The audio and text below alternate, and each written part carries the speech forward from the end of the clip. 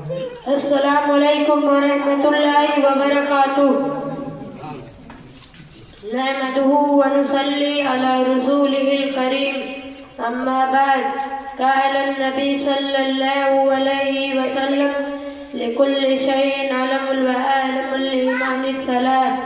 محترم حضرات، ابھی میں نے آپ سب کے سامنے ایک مختصر حدیث پڑھی ہے جس کا ترجمہ یہ ہے.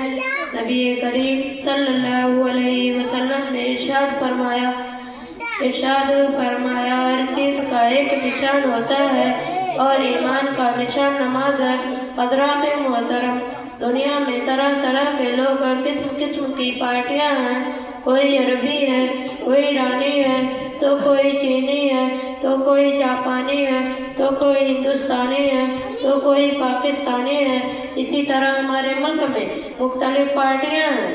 کسی پارٹی کا نام کانگریس ہے، تو کسی کا BJP، تو کسی کا نام جن سنگھ ہے، تو کسی کا سوشلسٹ. باوجود یہ کہ ان تمام پارٹیوں اور قوموں میں آپ ہی کے جیسے کاتب بھی انسان شامل ہیں، مگر ان کی الگ الگ نشانیاں ہیں. آپ انہیں نشانی کو دیکھ کر معلوم کر لیتے ہیں کہ فلاں کہاں کا رہنے والا ہے، فلاں کس پارٹی سے تعلق رکھتا ہے. یہ تو بات ہوئی. ان چیزوں کے بارے میں ہماری نگاہوں کے سامنے رہتے ہیں، مگر کچھ چیزیں ایسی ہیں جو ہماری آنکھوں سے دکھائی نہیں دیتی.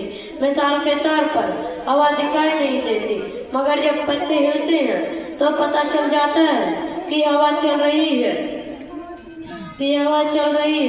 اسی طرح کفر، نفاق، خشک جیسی چیزیں ہماری ظاہری آنکھوں سے نظر نہیں آتی، مگر کچھ چیزیں ایسی ہیں جو ہماری ظاہری آنکھوں سے نظر نہیں آتی. ان کے بھی کچھ نشانات ہوتے ہیں جن سے ان کے وجود کا پتہ چل جاتا ہے. مثال کے طور پر ہوا دکھائی نہیں دیتی، مگر جب پتے ہلتے ہیں تو پتہ چل جاتا ہے کہ ہوا چل رہی ہے. اسی طرح کفر، نفاق، خشک جیسی چیزیں ہماری ظاہری آنکھوں سے نظر نہیں آتی، مگر کچھ چیزیں ایسی ہیں جو ہماری پتہ نہیں چلتی. ایسی حدیث میں ایمانداری کی نشانی بتائی گئی ہے. نماز پڑھتا ہو، روزہ ہو چند مخصوص دن کے لیے، عزا اور زکوٰۃ صرف دولت مندوں کے لیے. لیکن نماز ایک ایسی چیز ہے جو سال کے ہر دنوں میں امیر ہو یا غریب، دولت مند ہو یا فقیر، جاہل ہو یا عالم، سب پر فرض ہے. یہی وجہ ہے کہ نبی کریم صلی اللہ علیہ وسلم نے ارشاد فرمایا، من ترک الصلاۃ متعدن فقط کفر. جس نے جان بوجھ کر نماز چھوڑ دی اس نے کافروں والا عمل کیا. یعنی نماز چھوڑنا مسلمانوں کا کام نہیں. مسلمان سب کچھ چھوڑ سکتا ہے، لیکن نماز چھوڑنا اس کے لیے گوارا نہیں ہونا چاہیے. نماز چھوڑنا گوارا نہیں ہونا چاہیے.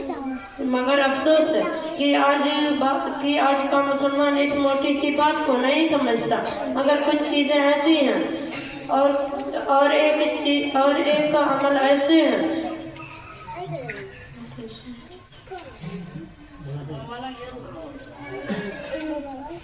اور اللہ تعالیٰ سننے اور کہنے سے زیادہ عمل کی توفیق عطا فرمائے.